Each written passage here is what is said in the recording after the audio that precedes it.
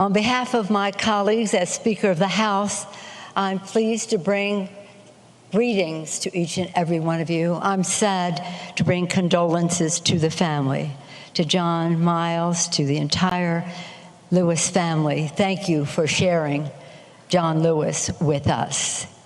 I'm pleased to be here with so many members, 50. We would have had more, except coronavirus prevented the church from allowing us to bring more. But I hope they will all stand, members of the House of Representatives,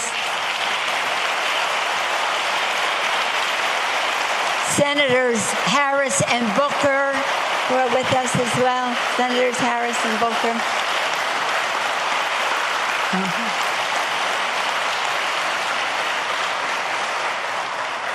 Among them, Mr. Hoyer, Steny Hoyer, Mr. Clyburn, Jim Clyburn, and I served with John Lewis for over 30 years. Over 30 years.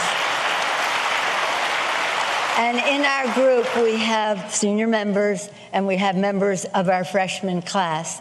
John convinced each one of us that we were his best friend in Congress. And we come with a flag flown over the Capitol the night that John passed. When this flag flew there, it said goodbye. It waved goodbye to John, our friend, our mentor, our colleague, this beautiful man that we all had the privilege of serving with in the Congress of the United States. So again, we all bring our condolences to the family and to Michael Collins and John's staff, who meant so very much to him. Thank you for your service to John Lewis.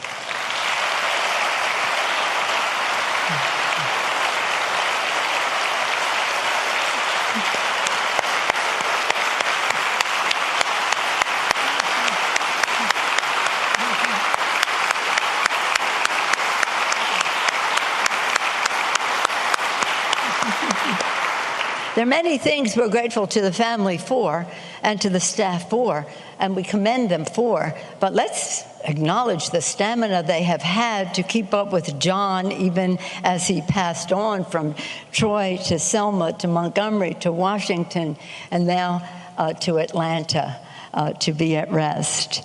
When John Lewis served with us, he wanted us to see the civil rights movement and the rest through his eyes.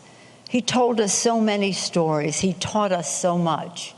And he took us to Selma for 2 decades, Mr. President. He took us to Selma. You referenced 25 years. Some of us were there many times, including 50th anniversary, where President Bush was, as well as President Obama. And he wanted us to see how important it was to understand the spirit of nonviolence. I hesitate to speak about nonviolence in the presence of the master himself, Reverend Lawson, who we'll be hearing from shortly. We were together just recently in Selma when he and John spoke at church, and he taught the world really about nonviolence. But I just want to say this. The word satyagraha is a word that in Sanskrit means 2 things. It means nonviolence, and it means insistence on the truth. And that is what John Lewis was all about. Nonviolently insisting on the truth. He insisted on the truth in Nashville, in Selma, in Washington, D.C., at Lincoln Memorial. He insisted on the truth wherever he went. And he insisted on the truth in the Congress of the United States. Every time he stood up to speak, we knew that he was going to take us to a higher place of our understanding of what our responsibilities were and what our opportunities were. And he insisted, no matter how, shall we say, offended someone might be, that he would insist on the truth. What he said, in my life, I have done all I can to demonstrate that the way of peace, the way of love and nonviolence is the more excellent way. Now it is your turn, he says in this article that the president referenced, to let freedom ring. He always talked about truth marching on. He always worked for a more perfect union.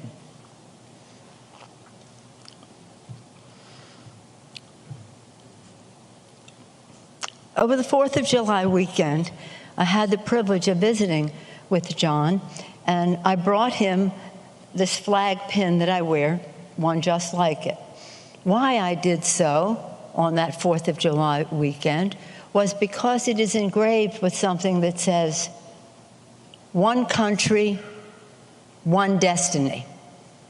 Now, wasn't that what John Lewis was all about? One country, one destiny. I mention it because this was embroidered into the lining of Abraham Lincoln's coat that he had on the night he left us. I think he had the coat on all the time, but also that night. And John Lewis and Abraham Lincoln had so much in common. We got to know him first and foremost in front of the Lincoln Memorial when he made that beautiful, beautiful speech. John, land state under the rotunda, in the rotunda of the Capitol, under the dome of the Capitol, on a catafalque, a platform that was made in 1865 to hold the casket of Abraham Lincoln. Abraham Lincoln, John Lewis. John Lewis. So they had lots of connections. And by the way, just incidentally, they were both wonderful and spiritual and saintly, but they were both very good politicians. Think of John Lewis that way. You who know him know that. He always was about a more perfect union. And he was always about young people. That's why, Mr. President, that article you referenced in the New York Times today, his message that would be delivered at this time as he left us, was about young people. He says to them, "Together you can redeem the world." Together, always perfect union, together, one nation, one destiny. And he says in the article, "Answer the highest calling of your heart and stand up for what you truly believe in." Wasn't that just like John? We were very proud to have his voice in the rotunda, speaking about all that he cared about and believed in such a beautiful way, starting in Troy.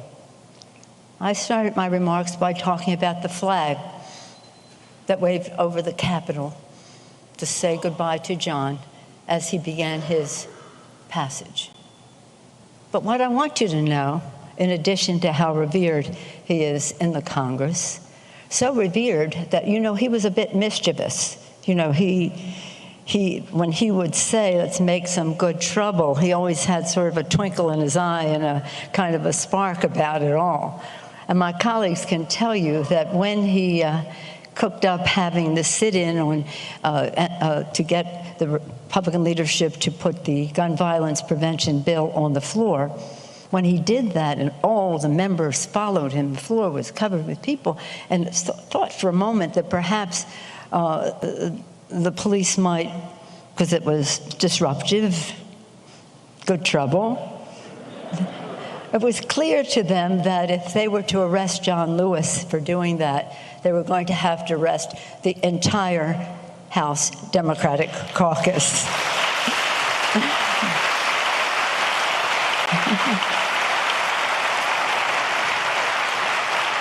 So when he spoke, people listened. When he led, people followed. We loved him very much.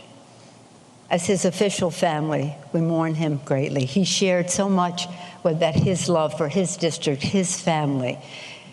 The sadness when Lillian was sick, the joy he had in John Miles.